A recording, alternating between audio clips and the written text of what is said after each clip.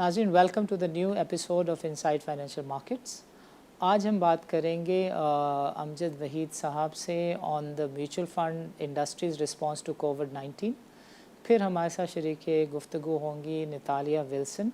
She is the head of operations of AMJ global, जो कि काफ़ी तगोदो में है 1 साल से। पाकिस्तान में they want to launch a fund which is a diaspora of Pakistanis based out in UK। आखिर में हमारे साथ शरीक गुफ्तगू रहेंगे अरसलान सुमरो, जो कि मैनेजिंग डायरेक्टर हैं KSB सिक्योरिटीज़ के, और इनसे हम एक मार्केट की आउटलुक लेंगे। डॉक्टर साहब, we have today we have with us doctor Amjad Waheed, the CEO of NBP funds. Doctor साहब, welcome to the show. Thank you Sani. Doctor साहब, आज के प्रोग्राम में हम जो बातचीत कर रहे हैं that is in context of the कोविड-19 and its impact to the Pakistani market.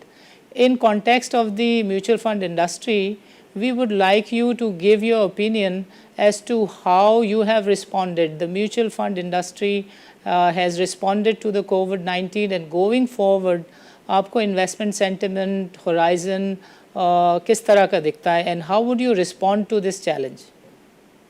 Okay, so basically, जब ये स्टार्ट हुआ है कोविड-19 की न्यूज़ आनी शुरू हुई है मार्च में, तो इन्वेस्टर्स में कुछ पैनिक आया। इन्वेस्टर्स ने स्टॉक मार्केट में भी कुछ माल बेचा और कुछ म्यूचुअल फंड्स में भी माल बेचा। हमने बेसिकली इंडस्ट्री ने और स्पेशली NBP फंड्स ने आई थिंक अपना जो सर्विस लेवल है वो गिरने नहीं दिया डिस्पाइट ऑफ द सिचुएशन। जो लोग इन्वेस्ट करना चाह रहे थे उनको इन्वेस्ट करना उतना ईजी था, और जो लोग पैसा निकालना चाह रहे थे वो भी उनको विद इन 1 डे हम पे कर रहे थे। सो ये है कि ऑल्दो हमारा टिपिकल जो सेल्स स्टाफ है, जो हेड ऑफिस का स्टाफ है वो 250 का है, and there were only about 25 people who were working out of head office.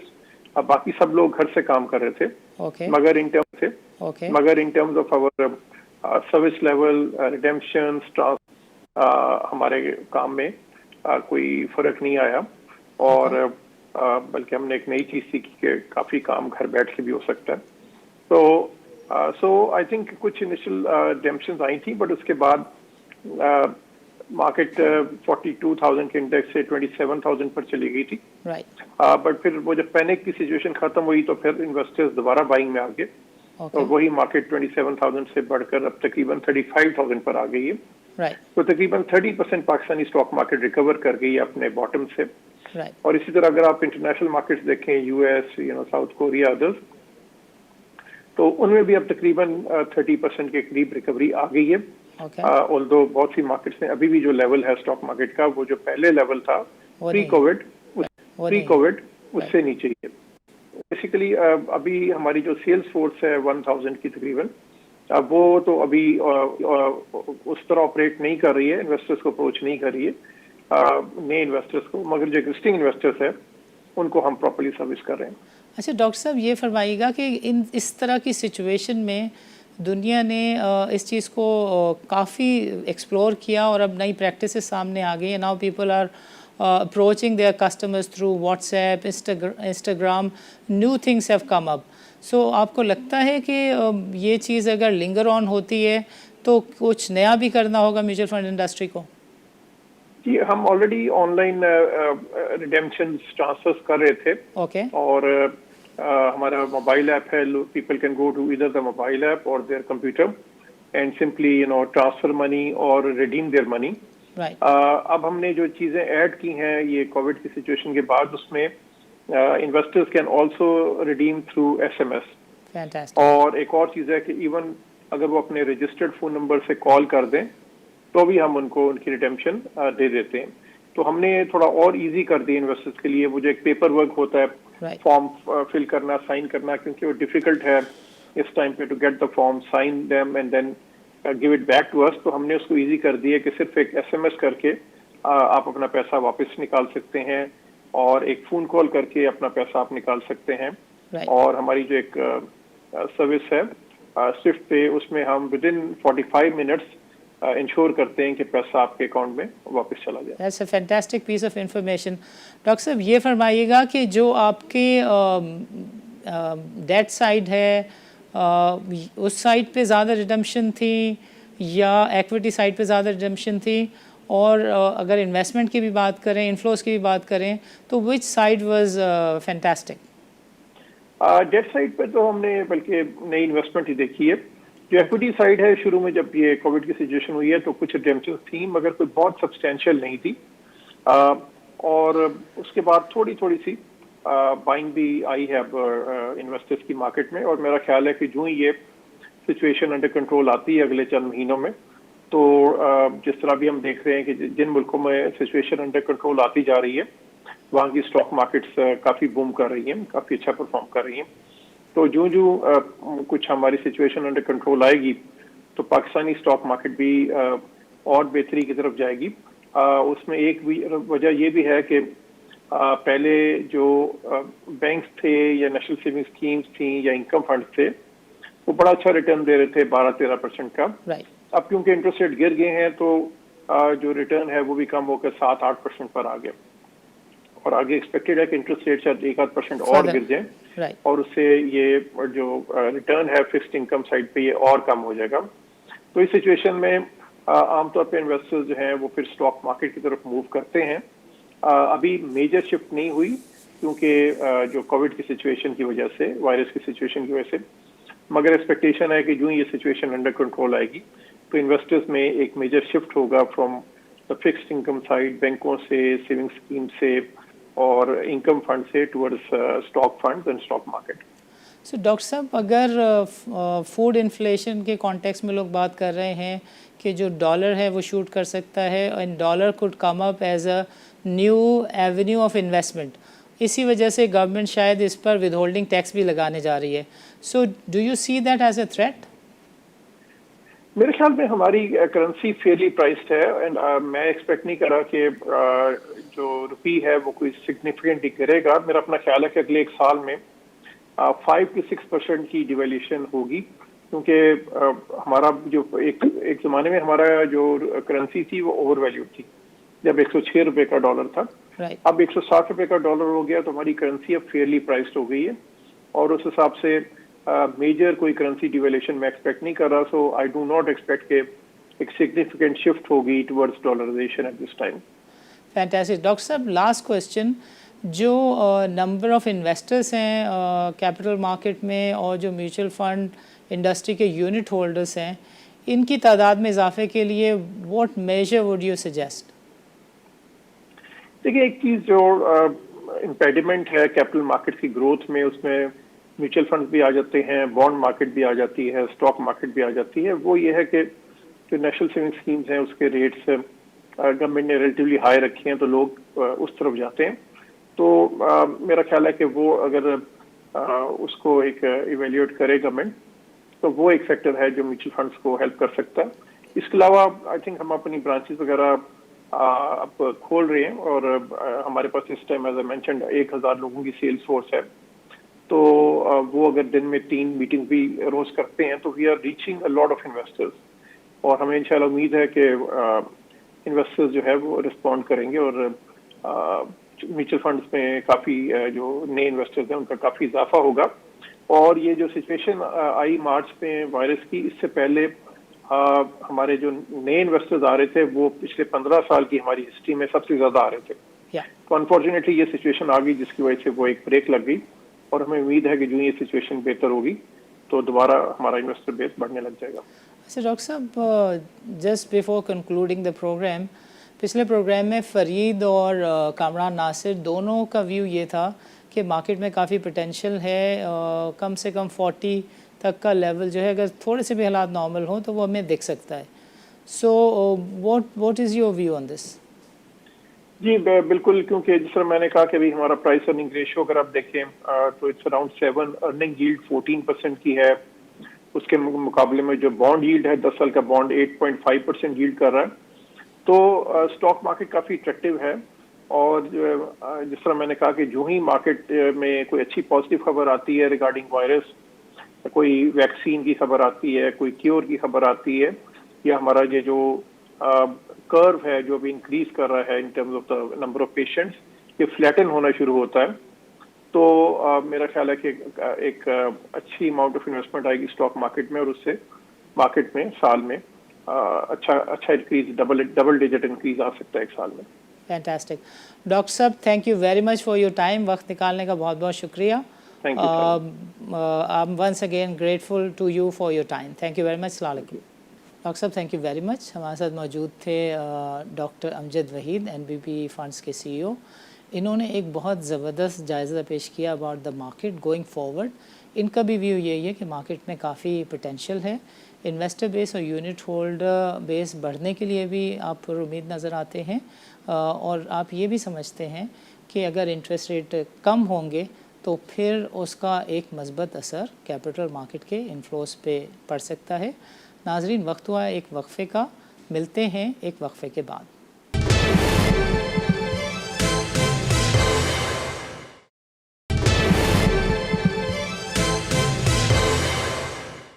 नाज़रीन, वेलकम बैक।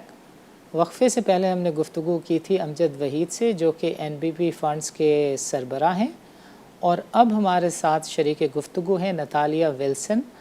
आप एएमजे ग्लोबल की हेड ऑफ़ ऑपरेशंस हैं। बताता चलूँ कि एएमजे ग्लोबल जो है वो यूके बेस्ड पाकिस्तानीज़ को लेकर एक फ़ंड है जो पाकिस्तान में लॉन्च करना चाहता है। Natalia, welcome to the show. Good evening. Thank you for having me. Welcome. Natalia, how do you look at the investment climate in context of the COVID-19, and how do you look at the financial markets of the Pakistan? Well, I think as with the rest of the world at the moment in response to COVID-19, the financial markets are very fragile, and they need to be nurtured with care in order to ensure minimal loss at this time. Fantastic. So, talking about the bond market, interest rates are coming down in Pakistan. So, we recently saw the hot money fiasco. A lot of money came and then went out. So, would you still be investing foreigners to invest into the Pakistani treasury bills and bonds? Yeah, absolutely. As you well know, probably for the next 12 months, liquidity is going to be an issue and a challenge for most financial markets, especially developing financial markets. However, saying that, AMJ Global holds a unique set of technology that enables us to be able to invest in the fixed income market with safety and a lot of caution. So even though the market is delicate, we are working in the UK to bring investments back into Pakistan even during the current climate as it is now. Fantastic, that's great. So when liquidity is going to be the challenge, do you have a specific solution for Pakistan? Well, not specifically with Pakistan. We have a business model that we're operating in various locations in Africa, which are doing really well considering of the financial climate. We believe that Pakistan has the same potential to use or to replicate the business model that we're using in Africa in Pakistan. So, for example, we know that the UK holds the largest Pakistani community in Europe, and within that community, we would be able to generate a diaspora fund that we would be able to then invest into the Pakistan markets. Again, a replication of what we're doing in Africa. There's a lot of Africans in the UK, and they want to be able to invest their money back into their home countries. So we'd like to give the Pakistani community in the UK the same opportunities.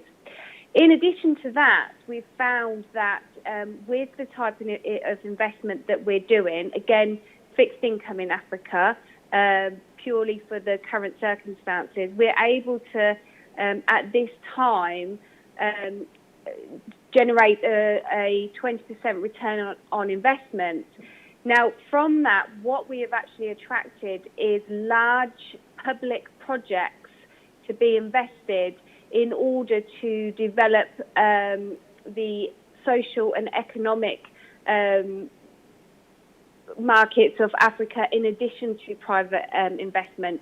So Natalia, what type of fund size are we talking about? What was the fund there, and what are you looking at?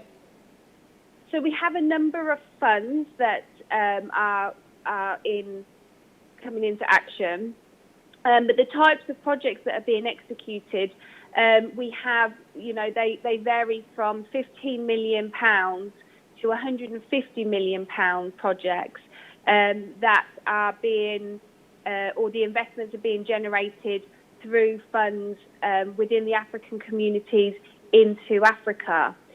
So if we were to apply the same model from Africa into the Pakistan, not only are we generating private investment for quite substantial returns, right, but also we're generating opportunities for public and economic development projects for the country as well.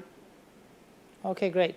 So what will be the vehicle? You would just be launching a fund in UK, or you'd be doing something else?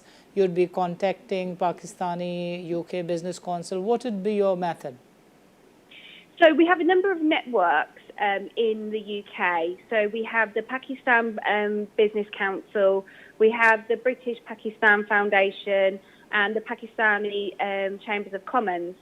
Now, we are currently looking for a partner in Pakistan to be able to support us from the Pakistan aspect of generating these investments.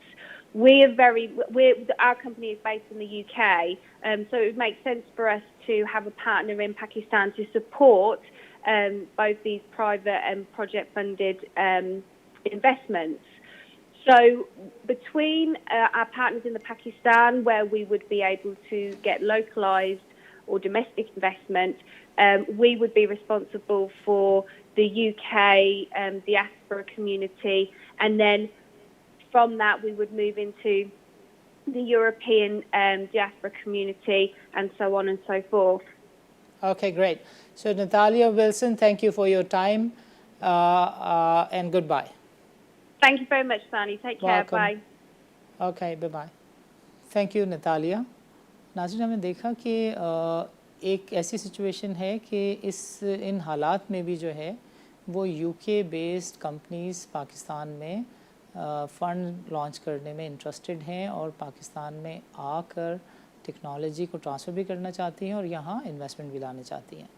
और पिछले program में हमने देखा था कि ग्लासरेटनर के CEO ने हमें बताया था कि पाकिस्तान बेस्ड ETFs के लिए बड़ा पोटेंशियल है। वो नियर फ्यूचर में जब 6-8 महीने में हालात ठीक हो जाएं तो वो न्यूयॉर्क और दुनिया की अच्छी मार्केट्स में लॉन्च किए जा सकते हैं। अभी हम एक वक्फ़ा लेंगे और वक्फ़े के बाद हमारे साथ मौजूद होंगे KASB सिक्योरिटीज़ के CEO और उनसे हम मार्केट की आउटलुक पे बात करेंगे।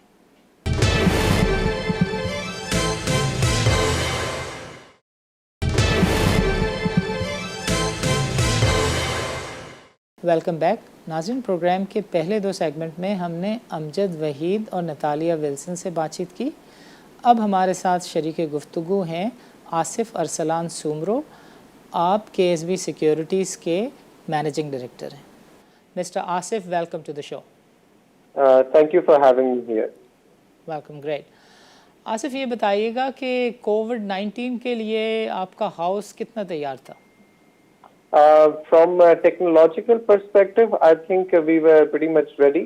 We had enough premises in our offices. We were seeing that globally दो और ममालिक में ये फैल रहा है, तो हमने अपनी बिजनेस कंटिन्यूटी प्लानिंग की हुई थी। हमने अपनी टीम्स को डिवाइड कर दिया था, सोशल डिस्टेंसिंग कर दी थी, और हमने रिसर्च और हमारे ट्रेडिंग और हमारी मार्केटिंग साइड को जितना हो सकता था हम लोग अपना वर्क फ्रॉम होम अपने एम्प्लॉयज को फैसिलिटेट कर रहे थे। So I would say we were almost 70 to 80% prepared. more than the industry norm, I should come. Fantastic. जो आपके ट्रेडर्स हैं वो घर से ऑपरेट करते हैं? No, we have separated them into two different teams. One sits in our satellite office, the other one sits in our PSX office, and we do rotation basis so that we don't have a lot of people in the office. Office में ज़्यादा लोगों को हमने avoid किया है इसी वजह से। सही है। सो आई नो कि ऑर्डर बुक के रूल्स की वजह से भी लोग ज़रा एहतियात से जवाब देते हैं। ठीक है, बिल्कुल बिल्कुल। मुझे ये बताइएगा अरसलान के जो मार्केट है उसने तो कुछ बेहतर परफॉर्म कर दिया। Peoples were not expecting this kind of performance from the market. ये जो 27,000 से 35,000 पर हम आ गए हैं, how do you look at it? इसमें कितना जेन्युइन वॉल्यूम है और कितना लिवरेज की इसमें बाहर है? देखिए, अगर हम पुराने अंडरस्टैंडिंग को देखते हैं कि कोरोना आ गया है and everything is affected and if the government is not doing thing, अगर गवर्नमेंट कुछ नहीं कर रही, स्टेट कोई पॉलिसी रिलीफ नहीं दे रही, मॉनेटरी ईजिंग नहीं देती, तो शायद ये जो हमारी रैली इस वक्त कंटिन्यू की है तो 32, 33, 34,000 ये सस्टेन नहीं कर पाती। We would have been less than 30,000, 30,000 से नीचे ही होते। लेकिन इस वक्त जो है स्टॉक में मूवमेंट आ रही है ग्लोबली और पाकिस्तान में कोई एक्सेप्शन नहीं है। जो स्टेट के पॉलिसी मेजर्स हैं, आप देखेंगे जो 5.25% रेट कट हुआ है पिछले 2 महीनों के अंदर, 2.5 महीने के अंदर, दैट्स अनप्रेसिडेंटेड और इसकी वजह से वैल्यूएशन काफी आपकी इंप्रूव हो चुकी है और मार्केट में थोड़ा कॉन्फिडेंस बहाल हो गया है। 4.5 ट्रिलियन का टारगेट कैसे अचीव होगा? I am sorry I had to cut you here. ये 4.5 ट्रिलियन का टारगेट कहाँ से आ गया? एंड डोंट यू थिंक कि जिस तरह के टैक्सेस की बात हो रही है, सीजीटी के लिए भी रिस्पांस ज़रा माइल्ड सा ही है, उसको हालांकि ख़त्म करने की बात को स्ट्रेट अवे एक्सेप्ट करना चाहिए गवर्नमेंट को। देखिए, मेरी अंडरस्टैंडिंग ये है कि कैपिटल गेन टैक्स पे शायद इतनी जल्दी रिलैक्सेशन हमें ना मिले, बिकॉज टैक्स ड्राइव जो है वो आपको कंटिन्यू करनी पड़ेगी। आपका सवाल 4.5 ट्रिलियन जो है कैसे मीट होगा? नंबर 1, ऑयल प्राइसेस नीचे आने की वजह से हमारे पास गुंजाइश हो गई है कि जीएसटी भी बढ़ा सकते हैं पेट्रोल डीजल पे और हम लोग पेट्रोलियम लेवी भी बढ़ा सकते हैं, तो आपको कुछ कंट्रीब्यूशन वहां से मिल जाती है। नंबर 2, काफी बिजनेसेस हैं जिन्होंने लोन लिए हुए थे, जब आप उनकी इंटरेस्ट रेट कट करते हैं तो उनकी प्रॉफिटेबिलिटी थोड़ी बहुत इंक्रीज हो जाती है, तो एक वहां से भी आपको बेनिफिट आ रहा है। थर्ड, हमें जो है कुछ डॉक्यूमेंटेशन ड्राइव के लिए थोड़ी रिलैक्सेशन देनी पड़ेगी, but another option for the government is कि और रिटेलर्स और ब्लैक इकोनॉमी जो है उसको कैप्चर करें ताकि ये गोइंग कंसर्न आपके टैक्स रेवेन्यूज बढ़े। देखिए, टैक्स रेवेन्यूज ना बढ़ाने से कोई आपको there is no other way out, we have to increase the tax revenues. First quarter तक आईएमएफ ने according to certain news flow इजाजत दे दी है कि आप जो है रिलीफ ज्यादा दें और भले थोड़ा खर्चा करें। उसके बाद सितंबर के बाद जो है आपको ये मुश्किल फैसले लेने पड़ेंगे, उसकी वजह से टैक्स रेवेन्यूज, मेरा ये ख्याल है इंशाल्लाह तो 6 महीने से वैक्सीन आ जाती है तो फिर बिजनेस में रिवाइवल जब आएगा तो वो आपको टैक्स रेवेन्यू देते रहेंगे। Understood. So what would you suggest to the investors?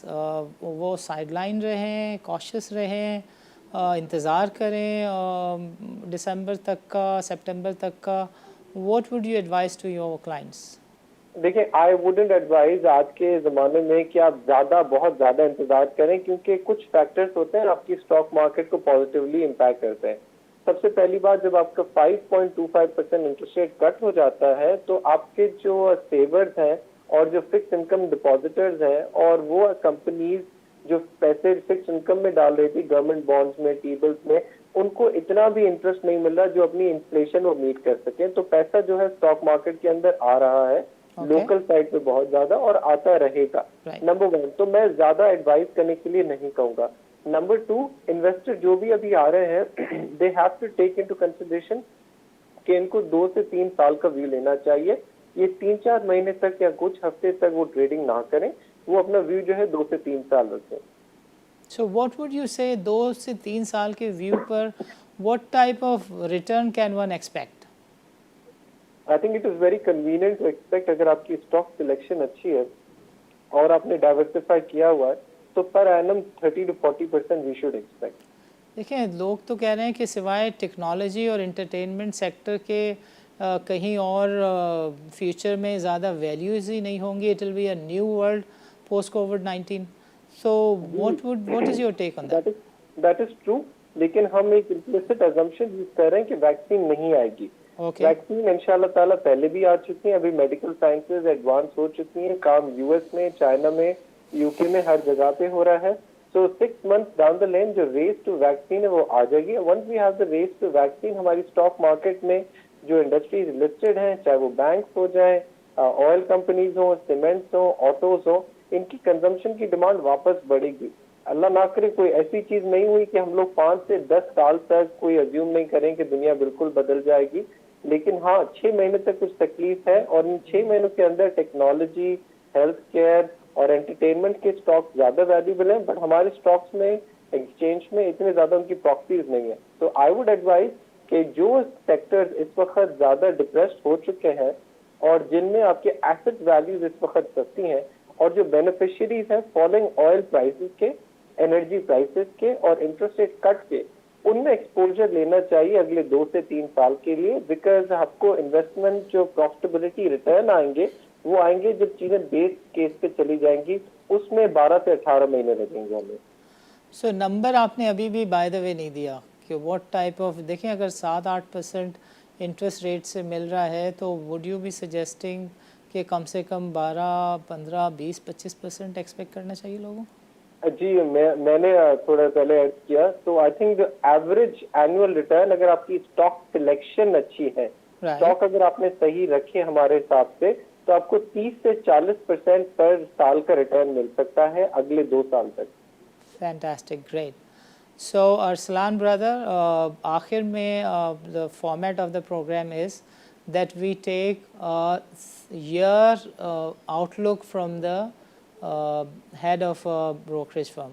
So एक साल के लिए आपकी मार्केट आउटलुक क्या है, काइंडली ज़रा शेयर कर दीजिएगा। जी, 1 साल के लिए my outlook for the market is such कि हम लोगों को उस सेक्टर्स में इन्वेस्टमेंट करनी चाहिए जो रिलेटिवली सेफर है, और थोड़ा कॉम्बिनेशन होना चाहिए उन सेक्टर्स का जो इस वक्त बेनिफिशियरीज हैं गवर्नमेंट की पॉलिसी से। अब उस पॉलिसीज के हिसाब से मैं कंस्ट्रक्शन पैकेज की बात कर सकता हूँ, इंटरेस्ट रेट कट हुए हैं 5%, आपके 5.25%, जो कंपनी जिन्होंने लोन ज्यादा लिए थे वो बेनिफिट करेंगी। दूसरी बात, तीसरी बात, जो कंपनी जो है डिस्काउंट रेट कम होने की वजह से जिसमें डिमांड में ग्रोथ आएगी, सच एज ऑटो सेक्टर, वो सेक्टर आपको रखना चाहिए। एंड बैंक हमारे इनहेरेंटली स्ट्रांग है, कैपिटलाइज है, इस वक्त उनके ऊपर रिस्क है कि आपके लोन जो है वो ज्यादा डिफॉल्ट कर सकते हैं, लेकिन स्टेट बैंक ने जो पॉलिसीज इस वक्त आपको अनाउंस की गई हैं, इनसे हमारी एक्सपेक्टेशन है कि स्टॉक मार्केट बहुत ज्यादा नेगेटिविटी प्राइस इन कर रही है, और बैंक यहाँ पे अट्रैक्टिव वैल्यू में है over next 12 months also. Fantastic, great. So Asif Arsalan, thank you for your time, वक्त निकालने का आपका बहुत बहुत शुक्रिया। अस्सलाम वालेकुम। Thank you Sunny, thank you for having me here. Welcome. नाजरीन, प्रोग्राम के पहले सेगमेंट में हमने बात की अमजद वहीद से, जो एनबीपी फ़ंड के सीईओ हैं। उन्होंने हमें बताया कि म्यूचुअल फ़ंड इंडस्ट्री ने कोविड-19 में किस तरीके से टेक्नोलॉजी को इस्तेमाल किया, और सेल्स फोर्स जो है वो अब किस तरीके से टेक्नोलॉजी को इस्तेमाल करते हुए अपने कस्टमर्स को फैसिलिटेट करती है, रिडेम्पशन और इनफ्लोस को मैनेज करती है। गोइंग फॉरवर्ड उनका व्यू ये था कि मार्केट जो है वो 40,000 का लेवल जो है वो देख सकती है। फिर हमने बात की नतालिया विल्सन से। नाज़रीन, ये उस सिलसिले की कड़ी है कि जिसमें हम किसी न किसी फ़ॉरेन फंड, किसी न किसी फ़ॉरेन एंटिटी को शेयर करते हैं जो पाकिस्तान में समहाउ इंटरेस्टेड है। सो AMJ ग्लोबल की ये हेड ऑफ़ ऑपरेशंस हैं, और उन्होंने हमें बताया कि वो अफ्रीका के चंद ममालिक के फ़ंड्स को लॉन्च कर चुके हैं यूके में, और अब वो इस चीज़ पर काम कर रहे हैं कि पाकिस्तानी डायस्पोरा, पाकिस्तानीज़ जो यूके में बेस्ड आउट हैं, उन पे मुश्तमिल कोई फ़ंड लॉन्च किया जाए जो पाकिस्तान में इन्वेस्ट करे। सो आखिरी सेगमेंट में हमने बातचीत की अरसलान साहब से, जो कि KSB सिक्योरिटीज़ के मैनेजिंग डायरेक्टर हैं, और अगेन उन्होंने भी एक पॉजिटिव सेंटिमेंट दिया। उन्होंने कहा कि अगर हालात नॉर्मल हो जाते हैं, जिसकी उम्मीद है कि 6 से 8 महीने में वैक्सीन आ जाएगी और हालात नॉर्मल हो जाएंगे, तो इन्वेस्टर 3 साल का इन्वेस्टमेंट होराइज़न रखते हुए 30 से 35% का रिटर्न एक्सपेक्ट कर सकते हैं। सो ये था आज का प्रोग्राम नाजरीन। मिलेंगे अगले हफ्ते किसी नए मौजू के साथ। इजाज़त दीजिए, अल्लाह हाफ़िज़।